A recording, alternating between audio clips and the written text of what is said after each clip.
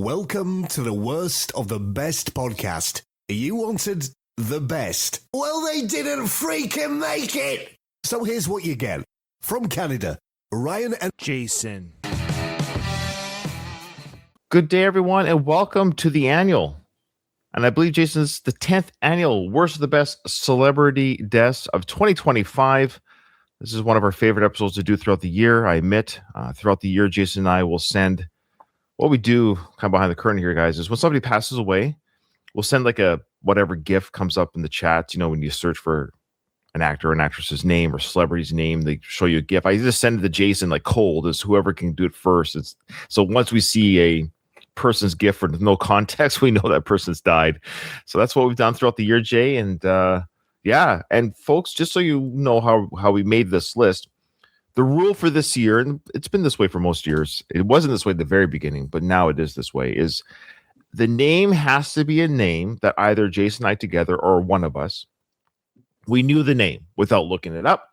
We knew who they were. So when their death was announced, like, oh, that person's dead. So some are very obvious, of course, but there's a couple that even I knew, maybe Jason doesn't know, but when they died, I was like, oh yeah, I know who that is. And there's a reason why I know who they are. So we'll talk about that.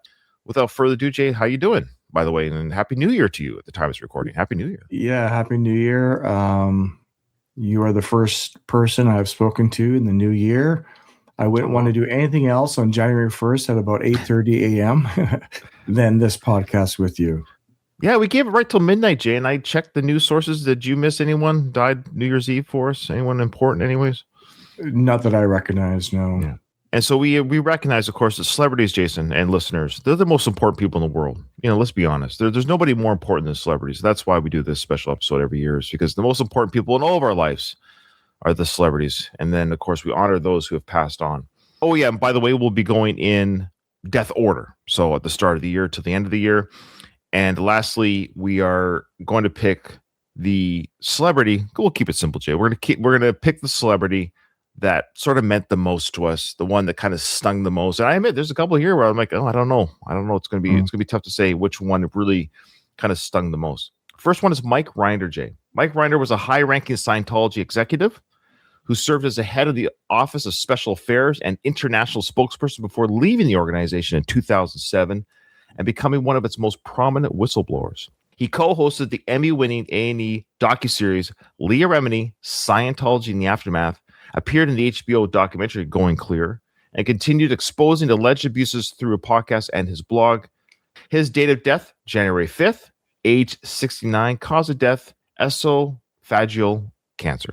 Oh, I've never heard of that before. Mike Reiner was great. I did watch this show. So again, when his name came up in my feeds, I actually was like, oh, I know this guy. And he did a lot of good. And he seemed like a really sweetheart of a guy, very well spoken, and really did whistleblow because he was a high-ranking official. He really came out and fought the church. Do you know anything about Scientology, or did you see any of these documentaries? I know a little bit, and I know about Leah. I know her story. I don't know his, but I know hers. It's interesting that somebody would like him, who was higher up, would at some point he saw the light, shared that with the world. Yeah. Brave on his own right to do that. Yeah. All right. Because you have to admit that you're wrong. Yeah, that's a good point. You have to, and think I agree with him that he was wrong, but that's just my opinion. And any Scientologists who listen to our show, welcome to the show, and mean no harm to you. Please don't come after us. Okay. David Lynch. David Lynch was a visionary American filmmaker renowned for his surreal, dreamlike style, coined Lynchian, exploring the darkness beneath Americana in iconic movies like the TV series Twin Peaks and films including Blue Velvet, Mulholland Drive, Eraserhead, and The Elephant Man. Beginning as a painter and short filmmaker, he directed groundbreaking projects from the 70s through 2017's Twin Peaks revival, blending horror, mystery, and humor, ambient soundscapes while earning acclaim like the Palme d'Or for Wild at Heart. Date of death, January 15th, age 78. Cause of death, cardiac arrest due to chronic obstructive pulmonary disease with dehydration as a contributing factor. Jeez. David Lynch, interesting filmmaker. Have you seen any of his films? I think you know what's funny, Jay? I remember, this is going to sound weird to you. I think I remember you renting Wild at Heart when we were teenagers. Is that funny that I have that memory? It is, because I don't have that memory. I remember thinking, who starred in it? Do you recall? I think Laura Dern. Oh, okay. Yeah. Yeah, there it is. Wild at Heart. The film follows Sailor Ripley and Lula Fortune, a young couple who go on the run from Lula's domineering mother and the criminals she hires to kill Sailor. Wow. Sailor, isn't that Nicolas Cage? That's right. Yeah. You rented this movie. I don't know why I remember you renting this movie, and I never saw it, but I have that core memory. And I think it's something to do with the fact that Lauren Dern looks pretty hot in the cover. I think you were kind of hoping for maybe a couple of boobage slips. Maybe. No comment. Okay. But that was my introduction to, I suppose, David Lynch, but more to Nicolas Cage. The acting in that's pretty good. Oh, yeah. I'm sure. His character in that, movie. It's like many, many years ago. So it may or may not stand up the test of time. But that was my introduction to Nicolas Cage. I don't think he's lived up to it. He's had a bit of a resurgence lately. Sure, because people have a soft spot for... No, that's good. I like it. Bob Uecker, nicknamed Mr. Baseball, transformed his modest MLB career as a backup catcher into legendary broadcasting tenure with the Milwaukee Brewers for 54 seasons. Holy smokes. For earning the Ford C. Frick Award and Hall of Fame recognition in 2003. He became a beloved comedic figure through acting roles in the Major League films, the sitcom Mr. Belvedere, frequent appearances on Johnny Carson and Dave Letterman shows, and hosting his own sports programs. January 16th, he passed away at the age of 90. Cause of death, complications from small cell lung cancer. But I mean, at 90, it's just whatever gets you at that age. Yeah, but it's old age. He was diagnosed a couple years ago, but he kept it private all the same. Interesting. Okay. Yeah, I don't have too many memories of him. I just remember, just like we said, in Major League, in those films, you hear his voice, and he plays himself essentially in those films. Yeah. Michelle Trachtenberg began her career as a child actress, breaking out with the lead role in the 1996 film Harriet the Spy. After early appearances on The Adventures of Pete and All My Children, she gained wider fame playing Dawn Summers on Buffy the Vampire Slayer and the scheming Georgina Sparks on Gossip Girl, with other notable credits in films like Eurotrip, Ice Princess, and 17 Again. She died February 26, age 39. Her cause of death, Jason, was complications of diabetes mellitus. Natural causes confirmed via toxicology after her family objected to an autopsy. So, I mean, she was young, 39. The family wanted to be like, no toxicology. We don't want to make this more than what it is. But type 1 diabetes. So, so you are, of course, you don't mind sharing diabetic. So what do you think we should not? Well, it could be diabetic ketoacidosis is a typical result of poor diabetic control. So your body is going, it's complicated, but it's probably diabetic ketoacidosis where you have not enough insulin and too much sugar and you don't correct that in time. Yeah, this was a big one. I actually watched Buffy, and so that's where I knew her from. So I saw the name, and I was aware of her. I mean, she's very pretty, and of course, so watching her back in the day, she was cute and fun, and she did that funny movie Eurotrip, I think, with Tom Green, I think might have been in it. So she had a famous bikini scene, all that good stuff. So yeah, it sucks. Young age. Yeah, that is. I remember Sarah Michelle Gellar came out with, of course, kind words at the time. Gene Hackman. Oh, yeah. I thought this was later in the year. It's weird, but this was February. So Gene Hackman was a versatile American actor who won 2 Academy Awards, Best Actor for The French Connection and Best Supporting Actor for Unforgiven. I freaking love that movie. Unforgiven. Yeah. Oh, I just love that movie so much. While earning 5 total Oscar nominations across a career, spanning iconic roles in films like Bonnie and Clyde, The Conversation, Superman, Mississippi Burning, great film, and The Royal Tenenbaums. After retiring from acting in 2004, he lived a private life in Santa Fe, New Mexico with his wife, Betsy, occasionally writing novels. He died February 17th. His body was discovered February 26th. Age of death, 95. Cause of death, advanced heart disease with Alzheimer's disease as a significant contributing factor. Kind of a sad story that both he and his wife were found dead in the house together. That's a weird one. I remember that one? It is. Because she was a little bit younger.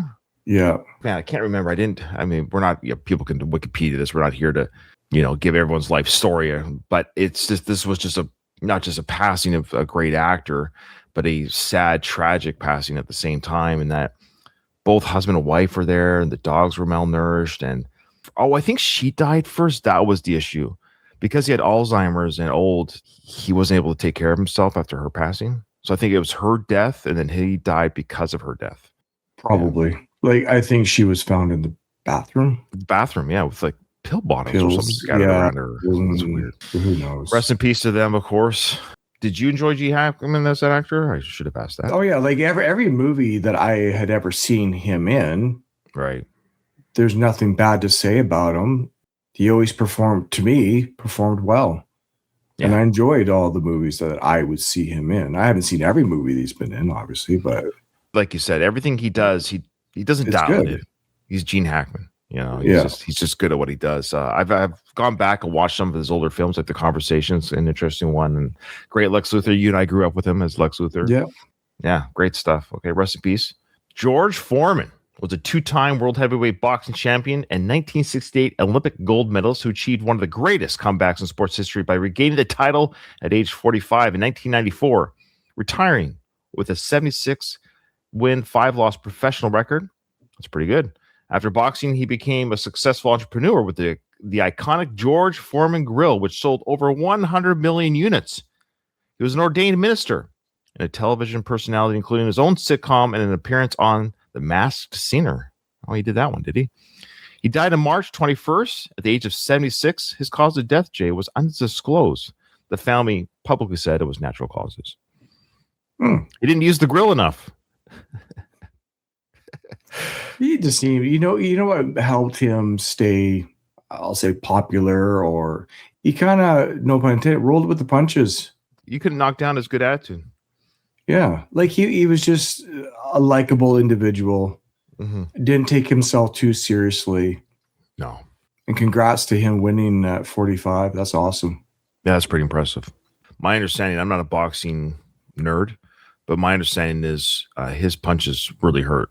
He could punch. Yeah, he'd be one of the heaviest, not necessarily the fastest, but just heavy hits. Like if you got hit by him, you felt it. Yeah. Val Kilmer. We're getting to the couple now where it's like, man, which one sort of stung the most? Val Kilmer was a versatile American actor, of course, known for iconic roles such as Iceman and Top Gun, and the sequel, Batman and Batman Forever, Jim Morrison, The Doors, Doc Holliday, and Tombstone. I mean, that for me alone, Jay. Tombstone's my favorite Western of all time. It's in my top 5 films of all time, with other memorable performances in Heat, Kiss Kiss Bang Bang, and voicing Moses in The Prince of Egypt. After battling throat cancer, diagnosed in 2015, which severely affected his voice and was chronicled in the 2021 documentary Val, which I did see, and it's very nicely done. It was narrated by his son Jack, which I believe it almost sounded like Val. It was very well done, or at the same time, it worked really well. So his son narrated his voice, his story, which was a nice way to do it. He continued to inspire fans with his resilience until his final years. April 1st, at the age of 65, cause of death, pneumonia. Too young and kind of a long struggle there in the last about 10 years, right? Yeah. When he did pass, you're almost kind of like, ooh, good. Not good, and like the suffering's over. This dealing with that is over. So there's some peace in that. So this one wasn't so much like, I can't believe he died. It was like, well, he fought so long, and what a great fight. And that's a truly rest in peace now, Val, because of your long fight. But he gave us such The Doors, a performance, Tombstone, Heat, Willow. Let's not forget about Willow. I loved him as Matt Morgan and Willow. He was so great in that. Here's a little side story about Willow, Jay. Remember our great grandma Edna? Mm-hmm. So me and my friends went to go see Willow downtown Victoria. And we go in the theater, we go sit down. As I'm walking down the aisle, there was Grandma Edna sitting by herself in the theater to watch Willow. Oh, cool. And so we're like, Grandma, please come sit with us. So I watched Willow with Grandma Edna in the theater with my friends and her. Oh, yeah. Interesting. She had a blast. Isn't that hilarious? She used to sit by herself and like, come on, come sit. And we all sat together. What I'd be curious to know is how old was Edna at the time? Oh, she must have, probably at least 70 something at that time. So I kind of wonder, like, at your age, she would have felt ancient, but maybe she was still vibrant. She was a very vibrant older woman to begin with. She was always, I never remember being nothing but vibrant. She always reminded me, I know she's from England.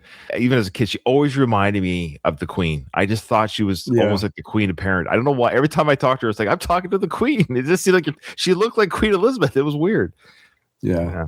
So going back to Val, I appreciated the fact that he was involved in Maverick. Yeah, that was nice. In a small way. Yeah.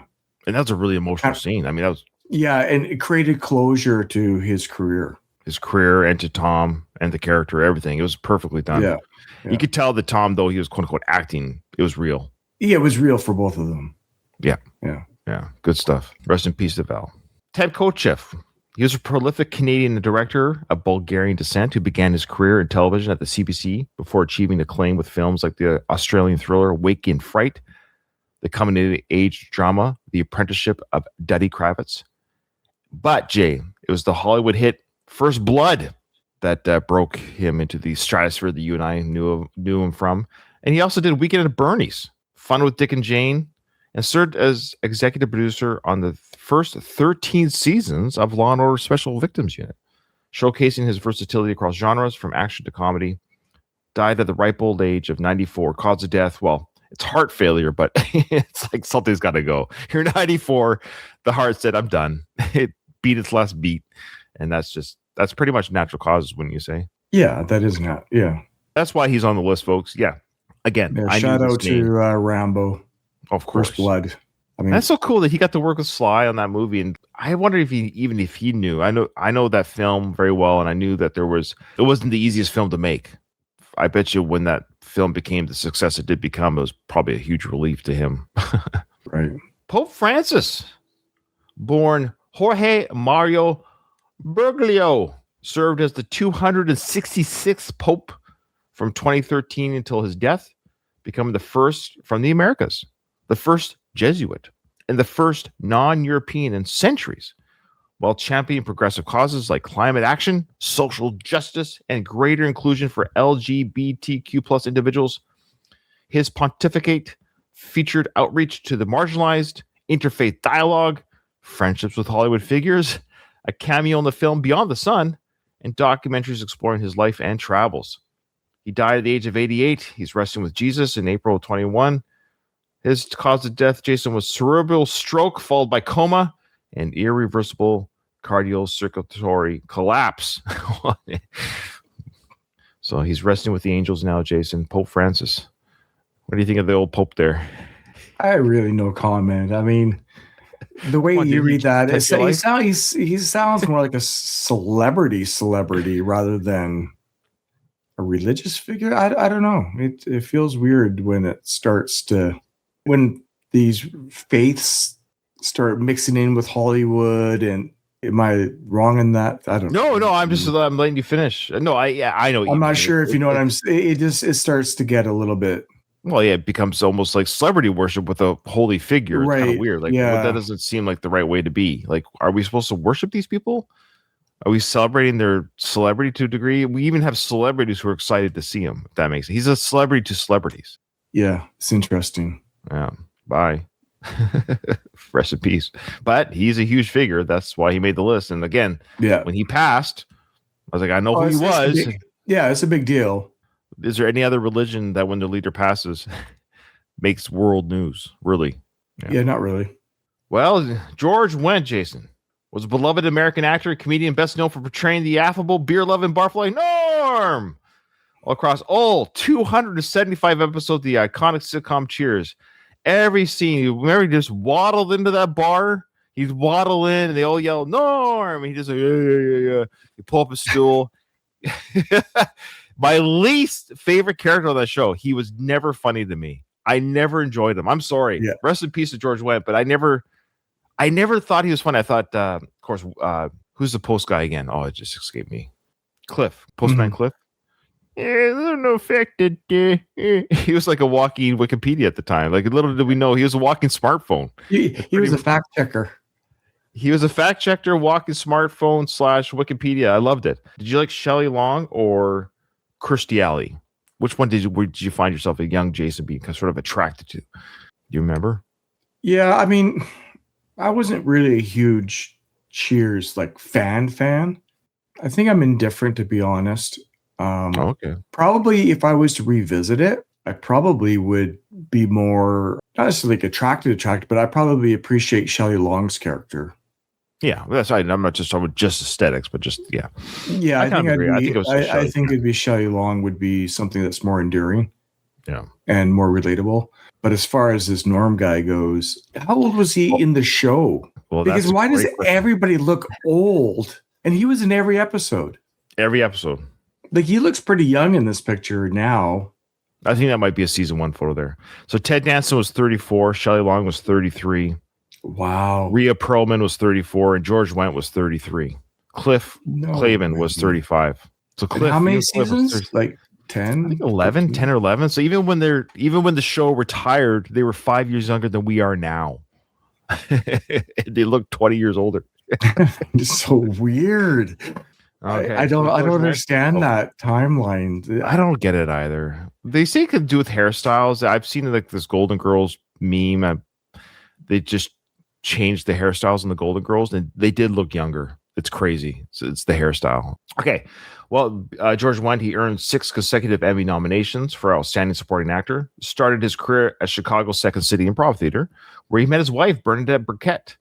Wendt reprised and parodied his signature role in shows like Frasier, Wings, and The Simpsons, while also appearing in films and guest starring on various series. But the Norm character was his bread and butter. he ate that bread and butter. Yeah, I mean, his date of death was May of, he was 76. Jay, do you want to guess his cause of death? Cardiac arrest, congestive heart failure, coronary artery disease, hypertension. Sorry, that's how he died. You name it. Yeah, you name it. But the heart did it to 76, man. You got to give that heart credit, man. It carried that guy until he was 76. Give that heart credit. Okay. Speaking of giving the heart credit, Brian Wilson. He was the visionary co-founder, primary songwriter, bassist, and producer of the Beach Boys, crafting timeless hits like Good Vibrations, God Only Knows, and the groundbreaking 1966 album Pet Sounds. Wildly regarded as one of the greatest records in pop history.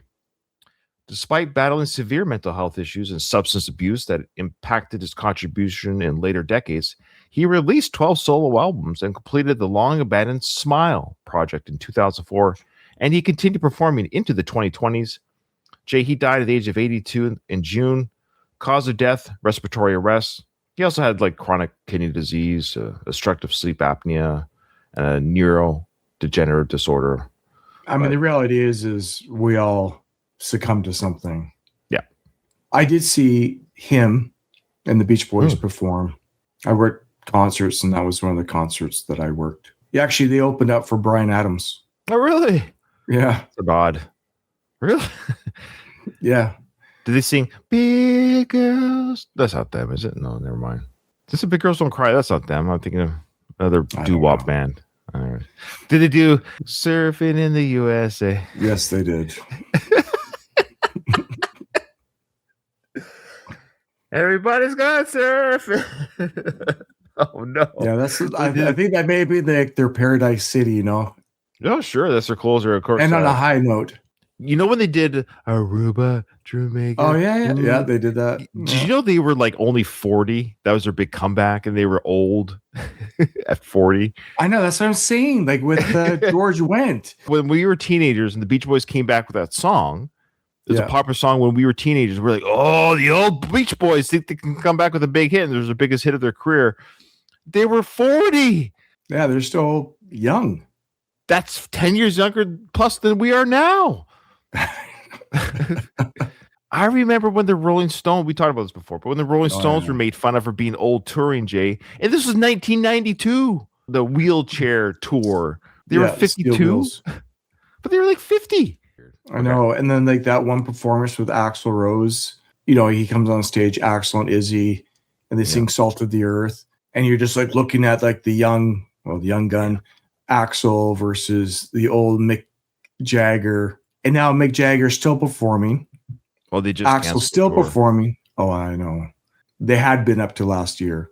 Yeah, well, I know. No, I don't mean that as a 2025. They were still, but it's just, yeah. And Axl's now older now. Yeah, I know, by like 15 years old. Than Mick Jagger was when they did that duet, Salt of the Earth. So it's amazing. Time's amazing.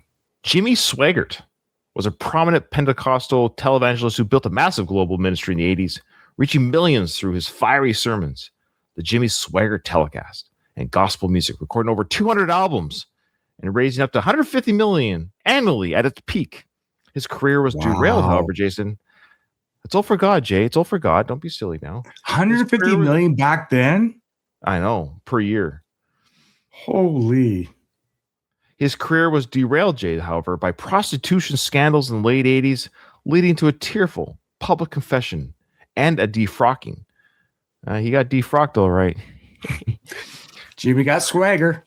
He got swagger and he got defrocked.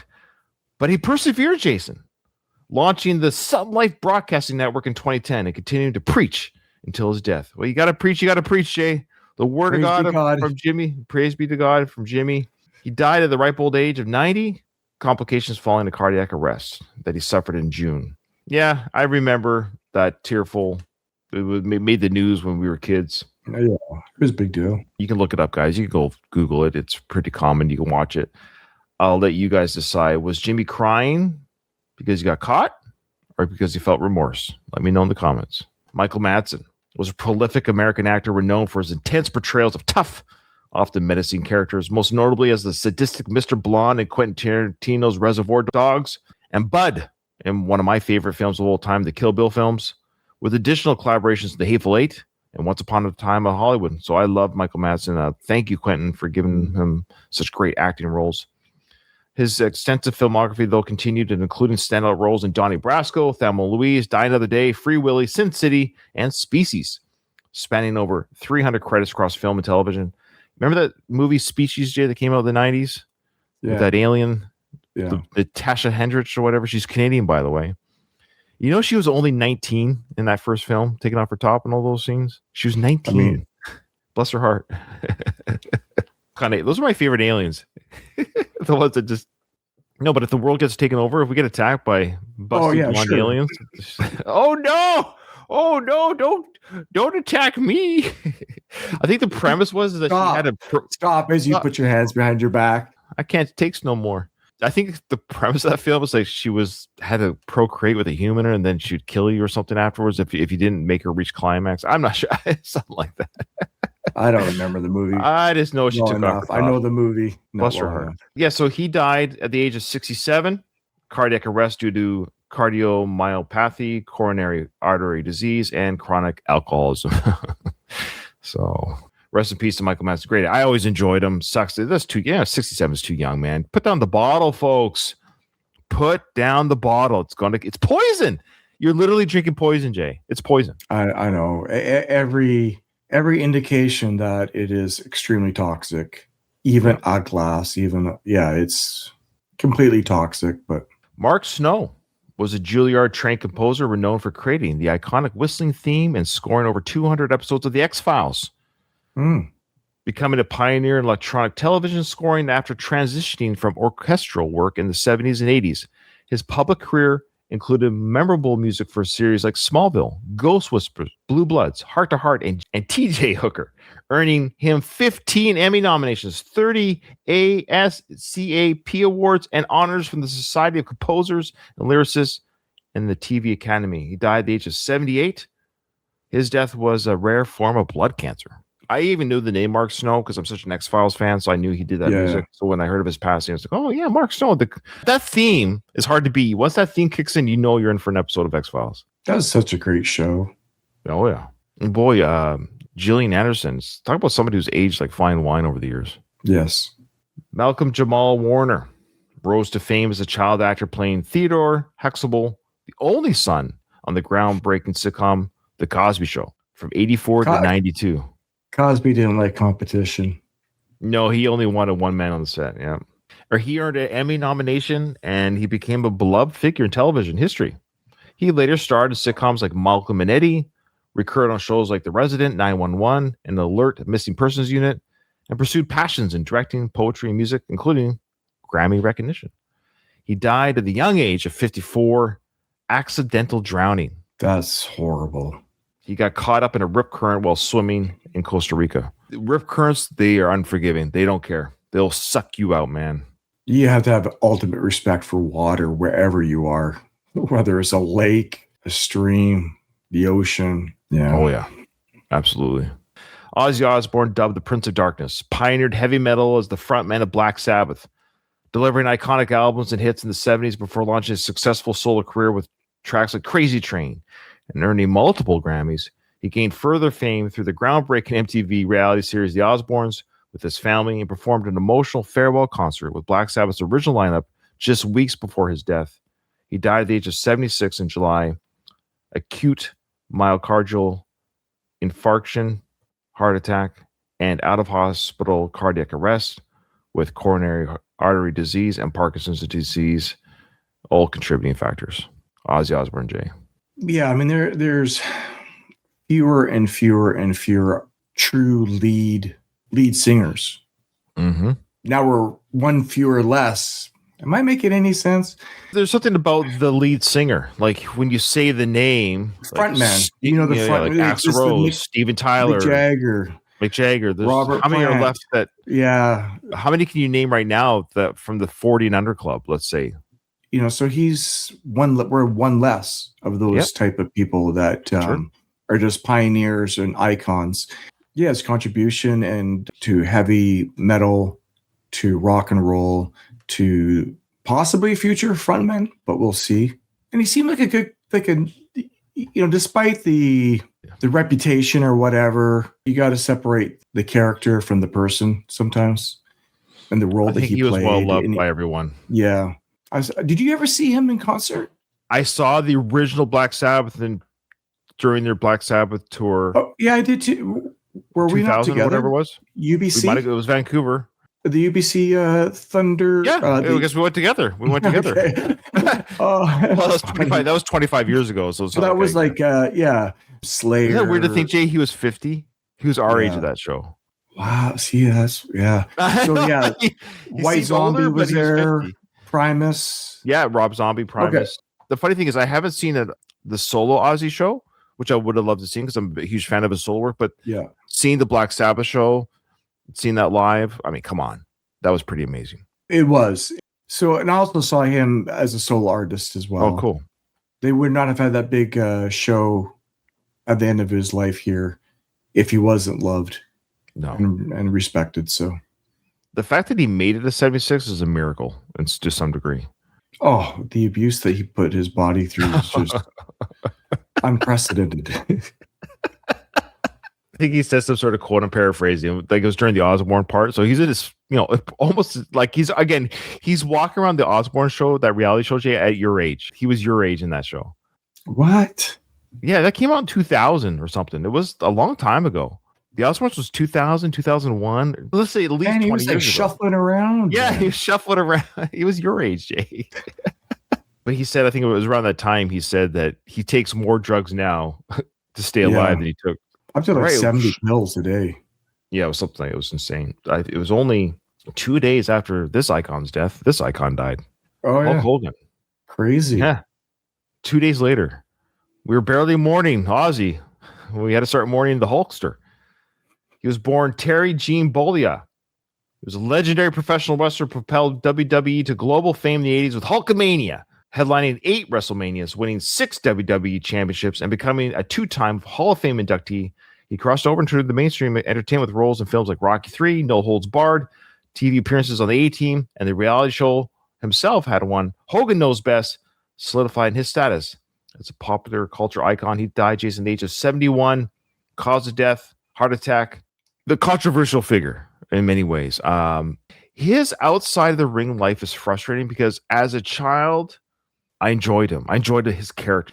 There was a terrible thing he did just before his death. I mean, his ex-wife had this tearful plea on social media. I forget what it was about, but she was crying like about her plight in life. And then Hogan and his young wife at the time, new wife, were eating popcorn, mocking, laughing at the video, kind of like eating popcorn. This is what I mean, man. Like, dude, come on, you're supposed to be an example to the little Hulksters, and here you are mocking your ex-wife's whatever her drama is. You shouldn't be mocking it like publicly, anyways. You know what I mean? This is the problem with modern day social media. I mean, that's the social media response.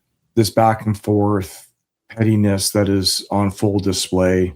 To be honest, on both sides. airing your grievances or whatever you're going through in such a public way, you're going to get a public response. Yeah, it was sad to see some of the behind the scenes stuff, especially when he had to deal with his children, and you see him come to like car accident scenes or whatever, and he's walking around with his cane, and you just look at a person who isn't happy to see what his life turned out. It's conflicting. I mean, I appreciated the fact, say your prayers, eat your vitamins. Eat your vitamins, go to school, do your homework. Yeah, like those were great messages when we were growing up. But maybe it gets to their heads, a little bit. That's what I mean. His peers in the ring, a lot of bad stuff. Yeah. It's like, man, there's enough smoke, there's fire. And then saying inappropriate things, of course, about other races. And anyways, all that being said, but the childhood part of Ryan, we stayed up late watching Saturday night's main event. Oh, yeah. We would go to bed, and then our mom would wake us up so we could watch WWF wrestling. Saturday night's main event was midnight. It started at midnight on NBC. I mean, that was a lot of our childhood. I remember wrestling in the school field at recess and lunch. We'd all, be different characters, and so that was a big part of our growing up. Mm-hmm. I mean, rest in peace to Hulk. He gave us a lot of great memories for the entertainment field, but a complicated outside the ring life for sure. Yeah. He was loved by people at the same time, but we're all complicated humans to a certain degree, I guess. Okay. Yeah, I was actually thinking the same thing. Lonnie Anderson, of course, you and I watched WKRP in Cincinnati when we were kids. It's funny. Lonnie Anderson was the blonde bombshell on that show. But if you go back and see the other, remember the brunette that was on the show? I don't recall. Dude. I'm going to have to see a picture. Okay, I'm going to show you really quick. Okay, so it's just funny how when you're young, of course, we're just like little boys, right? We're like, oh, the hot blonde woman. Well, the brunette on the show, her name was Jan Smithers, who played Bailey Quarters. She was way hotter. It's a black and white photo, but here's a picture of them together. I am partial to brunettes anyway, so I just remember it's the same thing with Ginger and Marianne on Gilligan's Island. We all like Ginger, right? She's the sex pot. That's the design, but it's funny when you get older, you realize it was Marianne all along. Yeah, I know. And same with Daphne and Velma. When we were kids, Daphne was the hot, cheerleading girl. But then you get older, it's Velma all along. Why does that happen? Why do you realize it's actually Velma all along? I think it's maturity. The beauty was there the whole time. We missed it. So here's a picture of what I'm talking about. The two actresses that were in WKRP. And then you tell me, objectively, which one would you date? Oh, yeah. I know. That's her. She was gorgeous. It's not even a question. The funny thing, though, is, Ryan, is I don't remember the brunette. Oh. So I'm not sure how they presented the character. Lonnie Anderson obviously had, the bigger paycheck. Oh, I think it's bigger. I was like, the bigger prominent role. So she was kind of force fed to everybody. The brunette, she actually looks like, just the hairstyle, everything. It looks modern even to today. Interesting. Here's a colorized picture of her on the show. Oh, okay. Now I remember. Yeah. If I was working at WKRP, man, I'd be asking her out for sure. Back to Lonnie. Rest in peace. She was the American actress best known for WKRP from 78 to 82, earning 2 Emmy nominations and 3 Golden Globes nods for her for her performances. She later reprised the character in sequels, joined the cast of Nurses, and appeared in films like A Night of the Roxbury, as well as guest spots in shows including Melrose Place and Sabrina the Teenage Witch. Well, let's not forget her wonderful marriage and lovely marriage to Burt Reynolds. They're both up in heaven together right now, renewing their vows, maybe. She died at the age of 79. She had a rare, aggressive form of cancer, which I can't pronounce. But Terrence Stamp was a distinguished English actor whose career spanned 6 decades, earning acclaim for his debut in Billy Budd for an Oscar nomination, art house masterpieces, iconic villain, of course, General Zod and Superman 2. He won Best Actor at the Con for The Collector. He collaborated with many big directors like Tim Burton. He also had a late career performance in The Adventures of Priscilla, Queen of the Desert, and Last Night in Soho in 2021. But more importantly for me, Ryan, the reason why I know him, not just because of Superman alone, because of his great role in one of my favorite Westerns of all time, Young Guns, where he played John Tunstall, who's gunned down in front of his young protégés in the desert. And that's how those guys, the regulators, reformed, was because of his death. Jason, Terrence Stamp died at the age of 87. Yeah, obviously, for me, it would be the Superman. It would be my most lasting impression, though I am a Young Guns fan. Would I be able to point that out? no, but I mean, Oh. he is recognizable. Yeah. I mean, I see it in my mind's eye, him getting gunned down Right. in Young Guns, but I would point to the character Zod on Superman. Brent Hines was a co-founding lead guitarist and vocalist of the progressive metal band Mastodon, contributing distinctive riffs, melodic solos influenced by his banjo roots, and shared vocal duties across 8 studio albums, including winning a Grammy for Sultan's Curse in 2018. After parting ways with the band in March 2025, initially described as mutual, but later disputed by Hines as him being forced out, he continued with side projects like Fiend Without a Face, West End Motel, Giraffe Tongue Orchestra, and Legend of the Siegelman. He died, Jason, at the age of 51 due to multiple blunt force injuries from a motorcycle collision due to excessive speed. Yeah, a tough one. Now, you have a little bit of knowledge of these guys? My youngest son introduced me to Mastodon, which is what he is known for. I had not heard of them before that, but upon listening to their music, it's amazing. They're an amazing band, and he's, arguably the heart and soul of it. We went and saw them a couple years ago. My son and I were at the front and center during the Mastodon show, right on the rail, getting beat up the whole time, but we held on for the whole set. And I've got some video of him and his guitaring right in front of us. So that's a fond memory that I was able to share with my son. His passing was quite hard on him, and we reminisced a little bit at the time of his passing.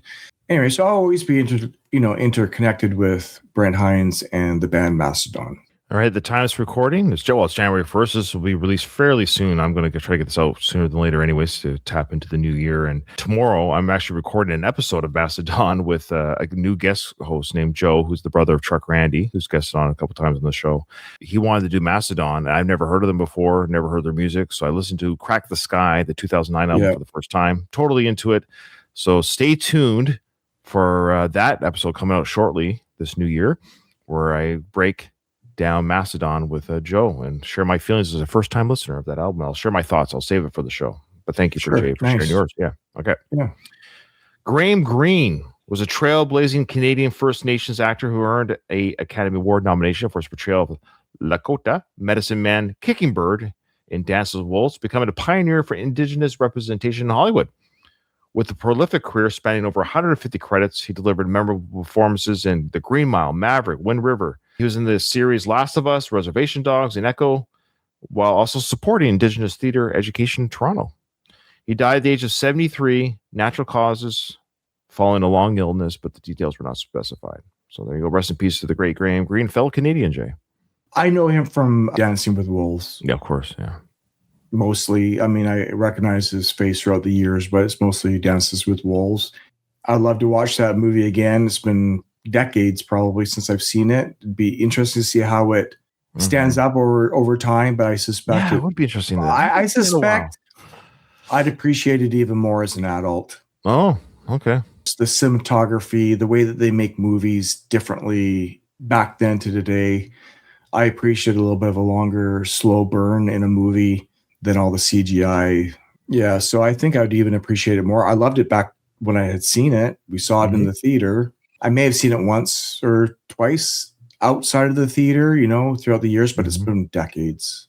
That's kind of why I'm a big fan of Westerns, Jay, in general, because the genre forces you very rarely. I mean, you might use CGI for a backdrop, so to speak. But even then, they're very careful with it, and that's what I like about Westerns in general. Anything that's Old West, 1800 type, just you're kind of forcing your hand. There's no magic. There's no magic. There's no CGI trickery. No flying people. Like, it's just people on horses talking and whatever it is, gunfights, and the drama is the human relations. So Westerns to me always have that. You gotta tell a story to make a Western fun, or else what do you have, right? Just tumbleweed. So that's why I'm a big fan of Westerns, I think, because it forces the hand in a good way to tell a story. Charlie Kirk founded Turning Point USA at the age of 18, building into a major conservative youth organization that mobilized young voters for Donald Trump through campus debates, the viral Prove Me Wrong tables, and large-scale rallies. A prominent media personality and staunch Trump ally at the time, he hosted a popular podcast, appeared frequently on Fox News, and became a leading voice in the MAGA movement until his assassination, Jason, during a campus event. The date of his death, Jay, was September 30th. I think he's clocking at the youngest this year, 31. Cause of death, Jason, nothing else to investigate here. Single gunshot wound to the neck. That's it. Nothing else to see here. Case closed. Case closed. Nothing else to investigate. It was one lone angry person, student who got offended by some transgender questions, loaded up the weapon, made little carvings on the bullets to make his point, and all that good stuff. So, Jason, any thoughts on Charlie Kirk before we move on? I really don't. I mean, I knew him peripherally. I saw way more of him after his, let's just call it an assassination. Yeah, it's an unfortunate, obviously. I mean, there's not really much more to say. Yeah, there's not much more. No, of course. I mean, what are we going to say that someone else does already think or have investigated themselves, of course? This was a huge topic. When we did our Google search episode, of course, recently, this was huge on the, not rightfully so, but understandably so. And in many ways, it still is. It's not going away for a while, yeah. No. Robert Redford, big name, was a charismatic American actor and filmmaker whose iconic roles in classics like Butch Cassidy and the Sundance Kid, The Sting, All the President's Men, and The 3 Days of the Condor defined New Hollywood, earning him an Oscar nomination and lasting stardom. He won Best Director for his debut film, Ordinary People. Founded the Sundance Institute and Film Festival to champion independent cinema and remained an influential environmental activist throughout his life. Died, Jason, September at the ripe old age of 89. Died peacefully in his sleep.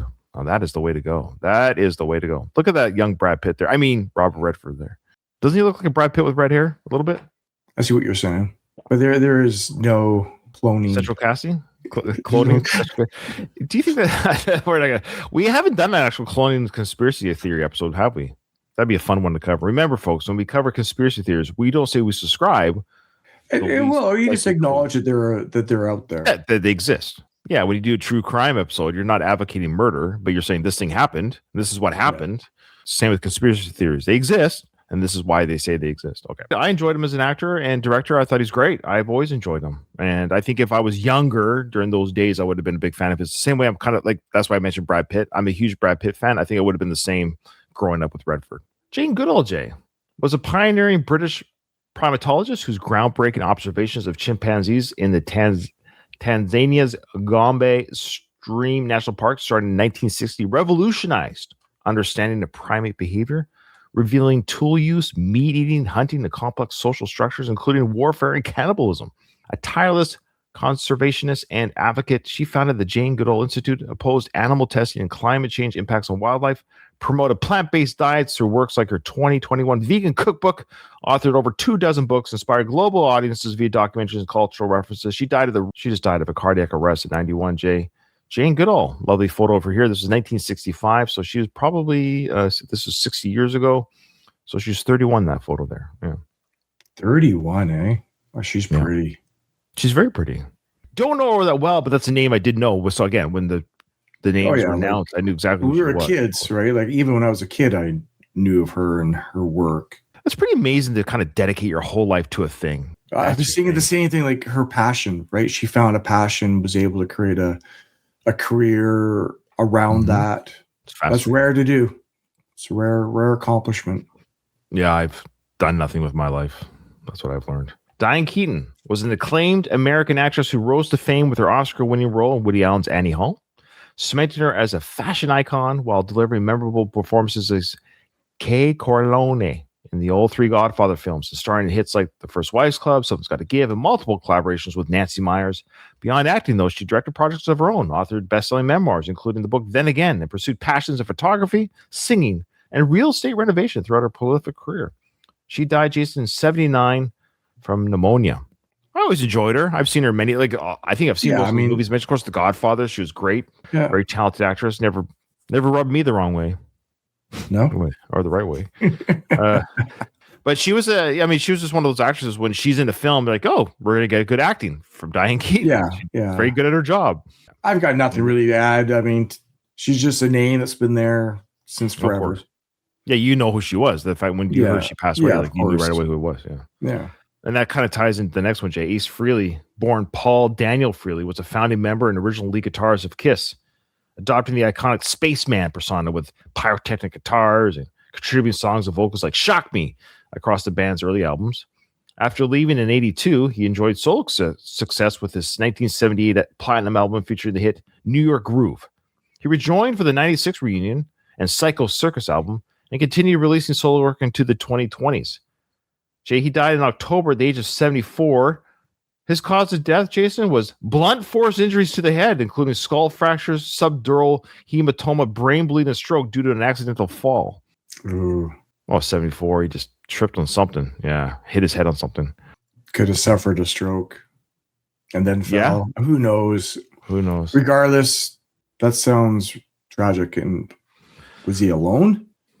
I don't found him that way? Yeah. Oof. The Gene Simmons push him? Yeah. Kiss has been a part of my whole life. It would be a big reason why it is. Yeah, when you heard of his passing, you knew exactly who he was. We weren't Kiss fans, but I'll say this. On this podcast, the worst of the best podcast, with two different co-hosts, I've actually done 2 Kiss albums for review, and I legitimately enjoyed them. I did Love Gun and Destroyer. And they were good albums. They were just good rock and roll albums. This is good rock and roll. I was actually surprised. Some of the early stuff was just good, decent. This is the pre-reveal makeup days when they were still in the makeup era at the beginning of their career with all 4 original members. It was good stuff. I could objectively see why they were popular. They combined the imagery, the theatrics with solid music. Would they have been as big without the theatrics? I don't know. And no, I think is the answer. Yeah. I think that's the answer. I think it was fun marketing genius. Yeah, that's Gene Simmons. Combined with reasonably solid music. Yeah. And Ace Frehley was actually a good guitarist too. So yes. Yeah, everybody will say that. He's a huge influence on many modern day guitarists. Yeah, absolutely. Oh yeah. His name comes up all the time. Yeah. All the time. Well, you know who's not a influence on a lot of guitarists, Jay, is Dick Cheney. He was a powerful and polarizing Republican figure who rose from Gerald Ford's chief of staff to Wyoming congressman, then served as Secretary of Defense under George H.W. Bush, overseeing the Persian Gulf War. As vice president under George W. Bush from 2001 to 2009, he wielded a significant influence on foreign policy, national security, and the response to 9/11, becoming the subject as well, Jason, of the Oscar-winning 2018 biopic Vice, starring Christian Bale playing said character or person. He died in November at the age of 84, heart failure. Yeah. I don't know a ton Did he shoot about somebody? American politics. Yeah, he shot a friend while hunting. How do you do that? By shooting your gun with somebody's in front of you? Is that from the school of Alec Baldwin? Weapon handling? His name has been around forever. 9/11 cements it. Yeah. Interesting that his construction company, Halliburton, had a big coincidental contracts, air quote, rebuilding Iraq. Good for him. All above board, I'm sure. So good. Yeah. Okay. Jay, Cleto Escobedo III. He was the longtime band leader and saxophonist for the Jimmy Kimmel Live show, where he founded and led that band, Cleto and the Cletones, in 95 onward, playing alto, tenor, and soprano saxophones while occasionally providing vocals alongside band members, including his own father, Cleto Escobedo Sr. Beyond the Late Show, the group toured to perform with artists such as Paul Abdul, Mark Anthony, and Philip Bailey of Earth, Wind and Fire. Jay, he died at the age of 59 due to a heart attack. Childhood friend of Jimmy Kimmel, band leader of his show, died at the age of 59 in November of a heart attack. Yeah, I was too young. I did not realize they were childhood friends. Oh, wow. Okay. So, used to be a fan of Jimmy's, not so much anymore. His shtick is getting boring and long in the tooth. Right. I miss the Man Show. Yeah, the Man Show was the Man Show, yeah. I kind of miss that Jimmy, where it was just kind of fun, is that I feel bad for Jimmy for losing a childhood friend. Regardless of how I feel about Jimmy now, I there's a human connection there that I feel bad that he's lost. This is a name I knew when I heard of his passing. I thought, whoa, that's because I watched the first. I was surprised because he's so young. Yeah, he's young, 59, heart attack. It's probably, I don't want to guess, but probably not the healthiest living, I would suspect, if it's heart attack at 59. So, yeah. Jay, you've heard of Rob Reiner.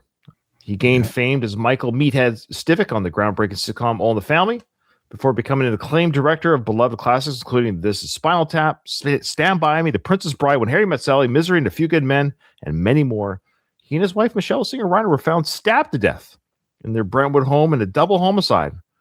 with her son, Nick Reiner, charged with 2 counts of first-degree murder. December 14th, age of 78, with his wife.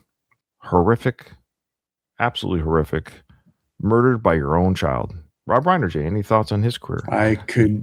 His career, what's crazy is Spinal Tap, the mockumentary, was his first debut. Right out of the canon, so to speak. And then, of course, my favorite of all the things that he's done is Princess Bride. I mean, that's such a classic. It never gets old. It's so well done. Mm-hmm. Then, of course, his other pieces of work. But what a tragic way to die. I mean, you bring in a child, you love the child, you support the child, you are by that child's side. We know that guy, from all accounts, had mental illness and drug addiction issues. He still stood by him, it appears, by all accounts. And then you are taken out by that person that you brought into the world and tried your best to help. It's weird. It's unfortunate, weird. Yeah. All right. Rest in peace to Rob, of course. I've loved a lot of those movies. I've loved from one of my favorite films of all time is If You Can. And Tom Cruise's performance in that movie is amazing. Princess Bride is one I've shown all my kids, all the various ages they've been in. Stand By Me is one I showed them too. They love that one. It's a great movie. Yeah, I mean, and Miseries. That freaking ankle breaking scene is one of the hardest things to watch in movie history.